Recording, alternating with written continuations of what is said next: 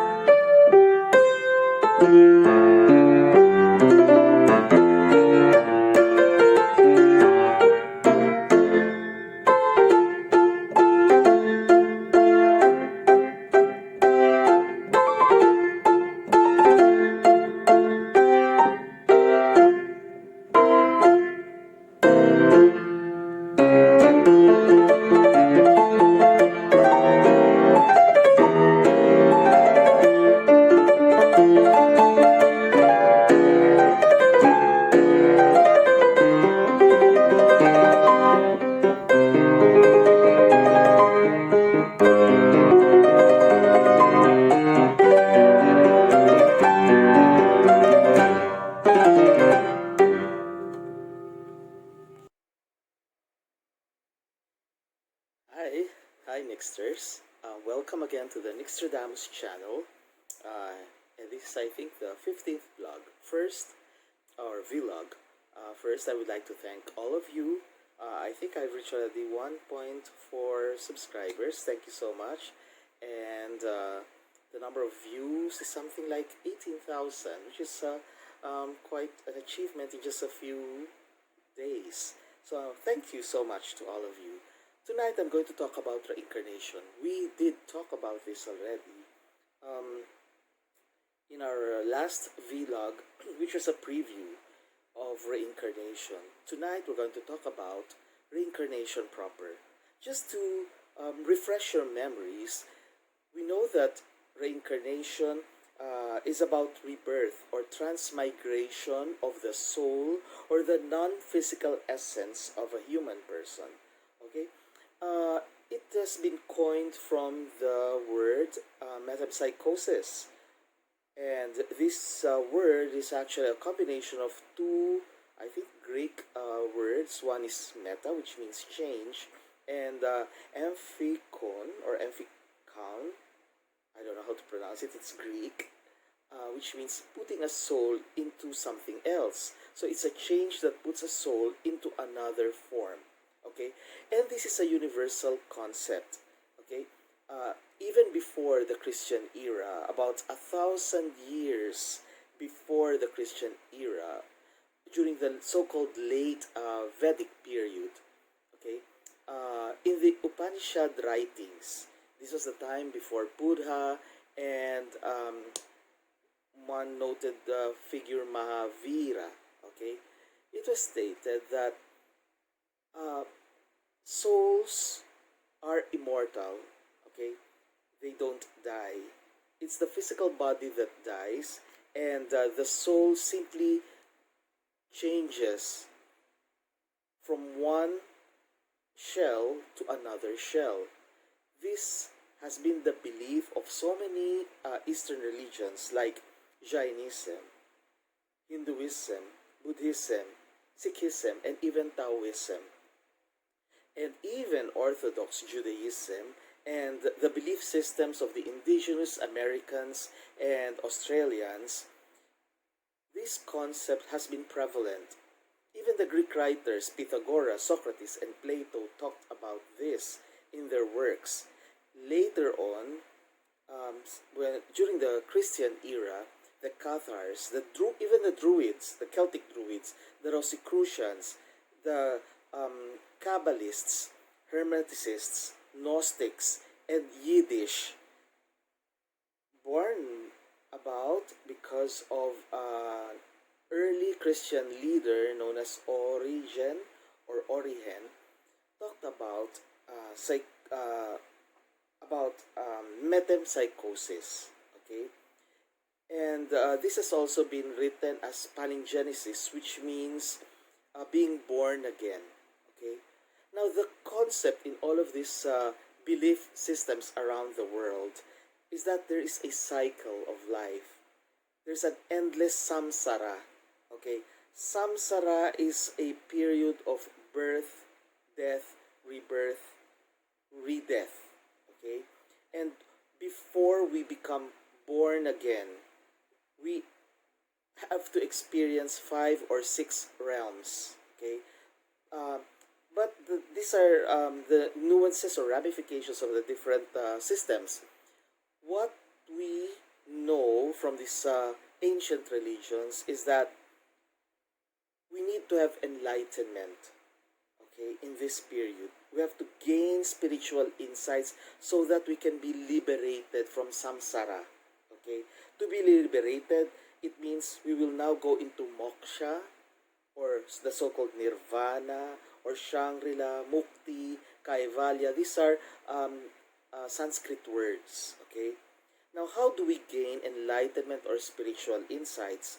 We gain that through ethical living, a life of good living, okay, where we do no harm to others and we do good, okay.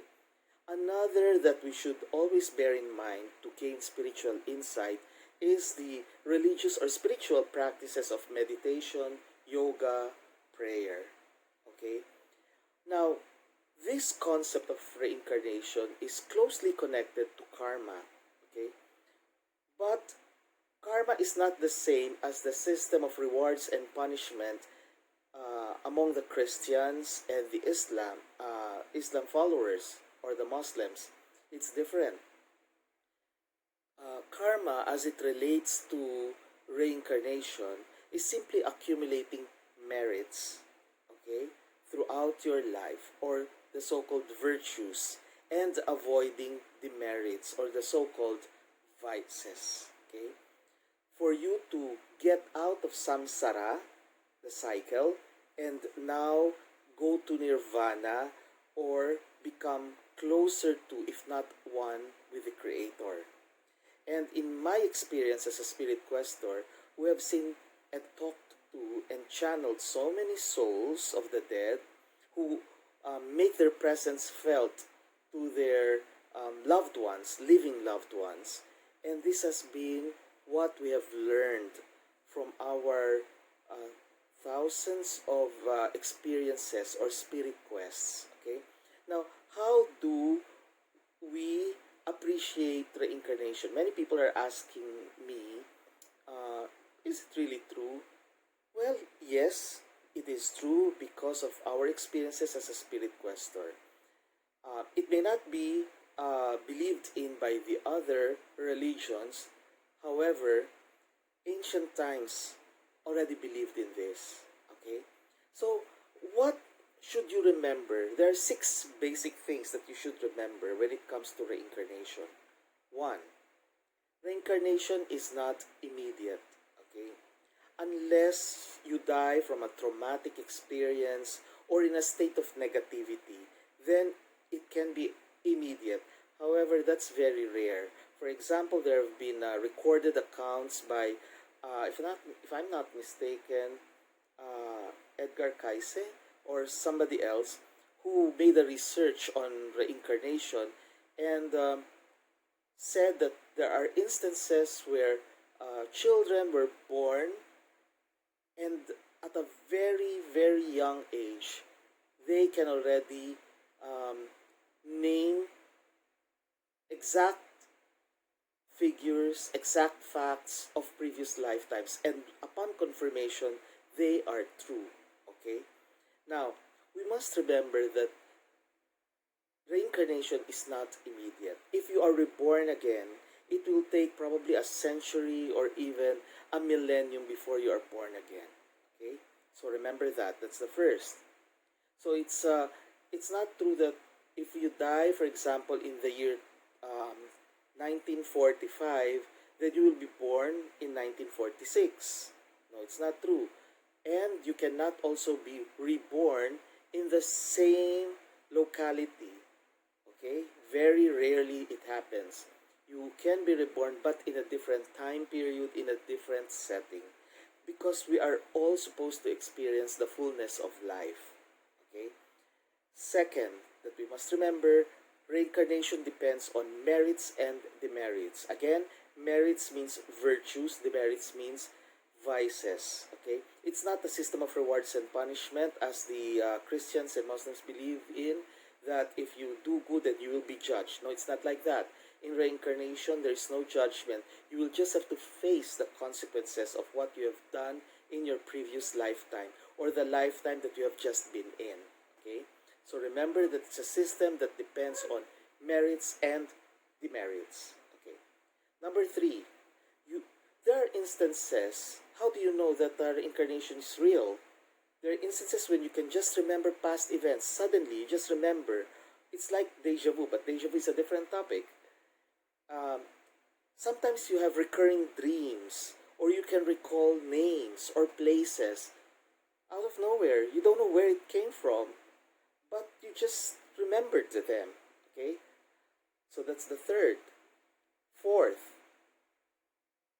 you are born with some birthmarks or traits or physical defects, deformities, or maybe you even have or manifest mannerisms. Okay?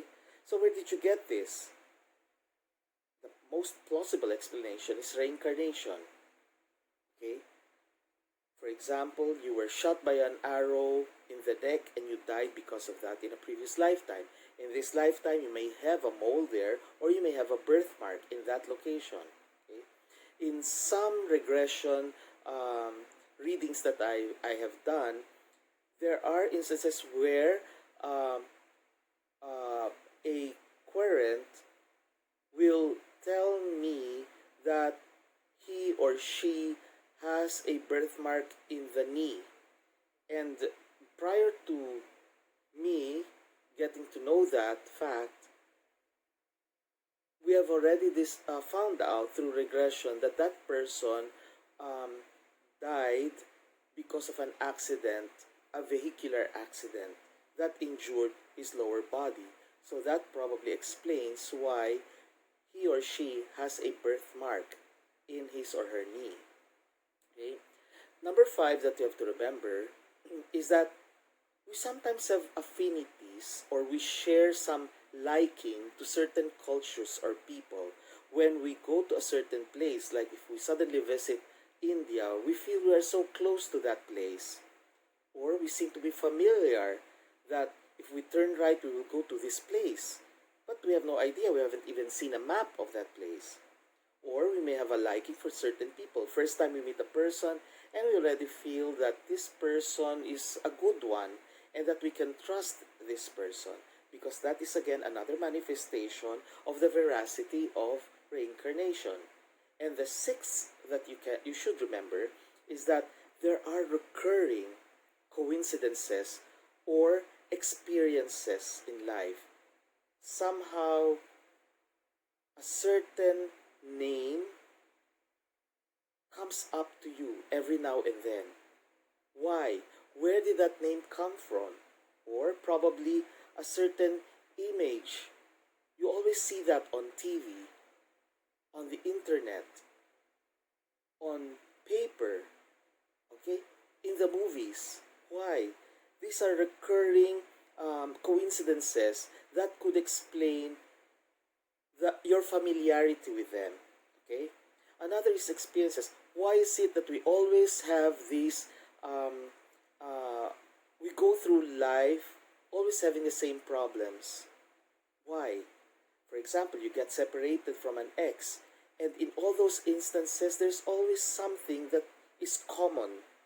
That could probably be one of the traits that you have to correct or change in this lifetime. Okay?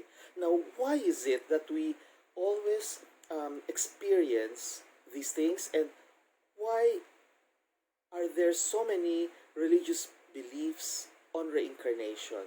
Okay, it is important because we are given a chance by the Creator. There's a finite number of souls at the time of creation, so they do not multiply anymore.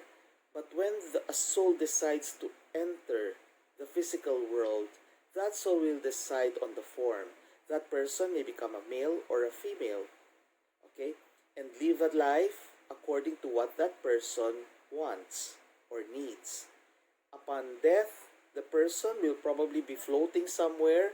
If that person experiences happiness, then that is the heaven for that person. If that person experiences bitterness or sadness, then that is hell to that person. Okay, because heaven is a state of being close to the Creator, while hell is a state of being far from the Creator. In both instances, you're given a chance to remember everything that you have done and be given a chance to rectify everything, to earn merits again, and then you are reborn.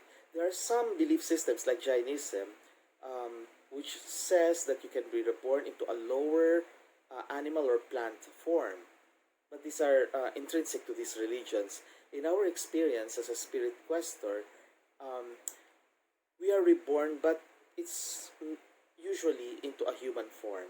Okay, so we are given the chance again to correct ourselves, to correct our lives, to help others also. And when we do that, we earn merits. And when we do earn merits, then we become closer to God or to our Creator upon death. Okay? So, but we cannot just go there because we have to be enlightened. We have to have spiritual insights through prayer, meditation, yoga, and all those other spiritual rituals. Okay? Um, just remember that these are belief systems that may conflict with each other. There is no right or wrong, and we cannot be sure about this unless we are already dead. But we must remember one thing: an existence without any limitation is known as space, and a continuity without any starting point is known as time. In the world after death, in all our experiences, the concept of time and space is different from what we know in the physical world. Space can be fleeting and changing. Time can be both past, present, and future. It's a complex belief system, but it is true that when we die, we are put in a state where we will reflect upon our previous lifetime, and then we are given a chance again to come back and to rectify everything, earn merits, until we reach that stage where we no longer need to come back to the physical world because we've experienced it in its fullness, and now we are ready to join the Creator. So there, that is the concept now of reincarnation. I hope you learned something. Do not forget to subscribe, like, and share this video and all other videos. And if you have any questions or suggestions, you may email me at nixtradamus2018 at gmail.com for oracle readings, stellar readings, past life regression readings, and even crystals. Okay, we do a lot of things like feng shui and even normal consultations. Okay, so there, I hope you learned something, Nixters. Again, please subscribe, like, and share this video. Okay, so till next, light, love, and life. Namaste.